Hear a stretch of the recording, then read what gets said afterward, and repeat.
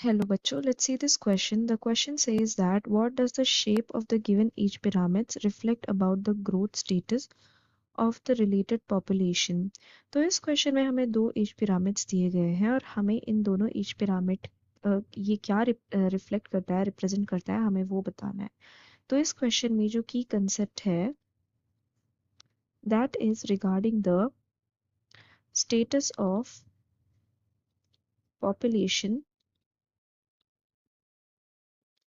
denoted by age pyramids. This is the key concept in this question. तो यहाँ पे हमें दो एज पिरामिड्स दिए गए हैं।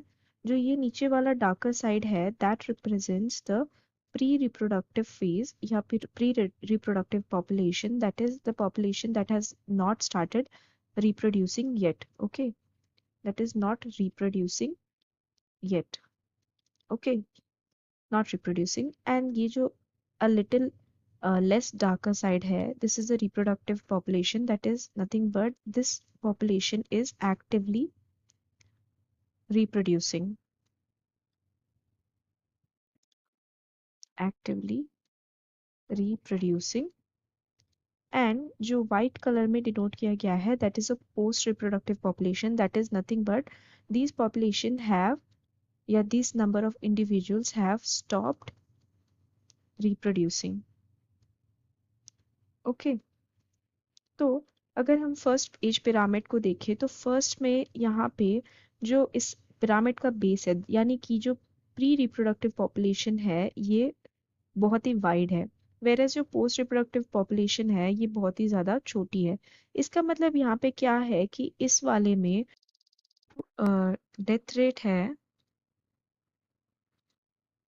That is more and birth rate is even more, यानी कि बर्थ रेट तो बहुत ही ज़्यादा है और डेथ रेट जो है ये और ज़्यादा है। इसका मतलब क्या हो रहा है कि इस पॉपुलेशन में जो इंडिविजुअल्स है ये ऐड ज़्यादा हो रहे हैं एंड इस पॉपुलेशन में डेथ रेट उतनी ज़्यादा नहीं है as compare to birth rate. का मतलब क्या है कि ये पॉपुलेशन जो है ये एक्सपैंडिंग है।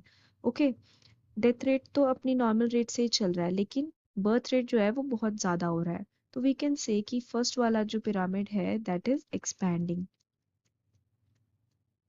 सेकेंड पिरामिड में हम देखें तो जो नीचे वाला नॉन रिप्रोड्यूसिंग या फिर हम कह सकते हैं प्री रिप्रोडक्टिव फेज वाले जो है वो कम है, यानी कि यहाँ पे क्या हो रहा है बर्थ रेट जो है ये कम है और डेथ रेट तो उतना ही है जितना कि पहले वाले पिरामिड में हमें देखने के लिए मिल रहा था। ओके, तो death rate is normal here, death rate is nothing but it is normal here, whereas यहाँ पे बर्थ रेट जो है ये कम है। इसका मतलब ये किस टाइप का पॉपुलेशन हो गया, this is nothing but declining population. तो we can say that the correct answer for this question will be option 3, that is expanding and declining. So I hope you have understood it well. Best of luck.